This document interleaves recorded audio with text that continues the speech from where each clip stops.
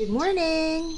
Samahan niyo ako sa isa na namang adventure dito sa Mainang District, Kaohsiung City, Taiwan. Let's go!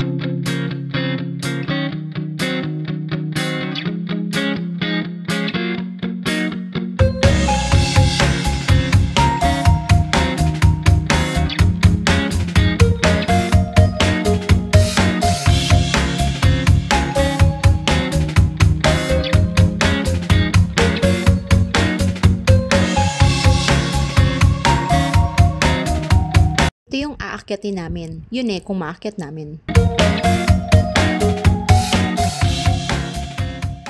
Yan yung aakyatin natin. Kaya ba natin? Pag di kinaya, di bumalik. Pwede na at least we try. ito yun, di ba? Yan yung daanan ng sasakyan. Ito yung hiking. Hindi tayo. Huwag na, syempre dito tayo sa hagdan. Ay sa ano. Huwag tayo dyan. Di natin kaya yan. Nakapagod. Wala pa nga. Hindi pa umaawit.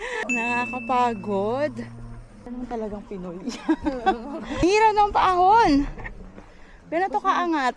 Hindi ko mas mahirapan yung e-bike ko dito. Above sea level. Wala pa. Walang sea level. Wala ba? Walang sea level. Ti, ang taas na natin, te. Sumakses na tayo. Wala pa ba? Tama pala. Hindi tayo nag-park. Grabe, konting lakad pa lang, pagod na ako. Although kasi kalsada siya, pero ang tarik, ang hirap niyang akyatin. Naglakad na nga lang kami kasi, baka di kayanin ng mga e-bike namin. Pero kakayanin naman siguro, yun nga lang, lobat na. Akala ko pa success na tayo. Stage 1 pa lang. Stage 1 pa lang yung pagka-success natin kanina. Hello. Pagod na ako. Pagod ko nga, naisipan ko na maglakad patalikod.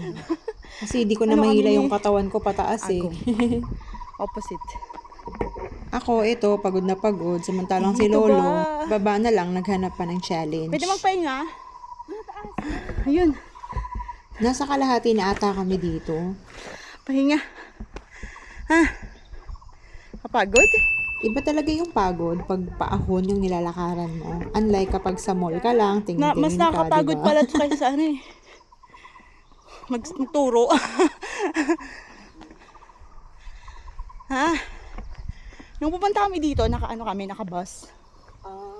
Say, school, bus. Bus. Bus. Finally. Whoa. The sun comes up and it goes back down. This crazy world keeps spinning round. The crazy part gets crazier every day. At church we sing your favorite hymns, the ones that keep me remembering. I'm gonna see you in the sweet by and by. And that's the news from this side of the sky.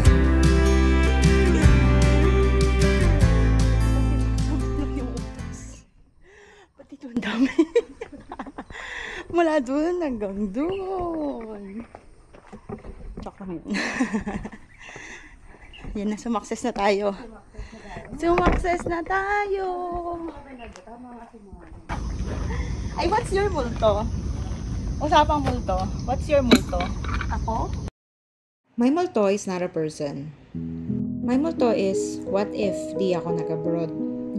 What if ang tinuturuan ko ay yung mga anak ko? What if nasa Pinas pa din ako?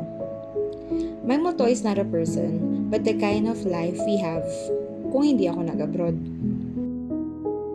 Kasi ang iniisip ng iba kapag OFW ka, lalo na kapag foreign English teacher ka, malaki ang sahod mo, mabibili mo ang gusto mo, nakakaipon ka, at higit sa lahat may magandang buhay para sa mga anak mo at sa pamilya mo.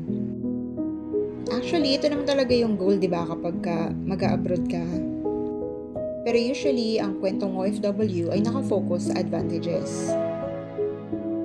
Pero behind all these, may mga nasasakripisyo. Ganun talaga ata laging may kapalit.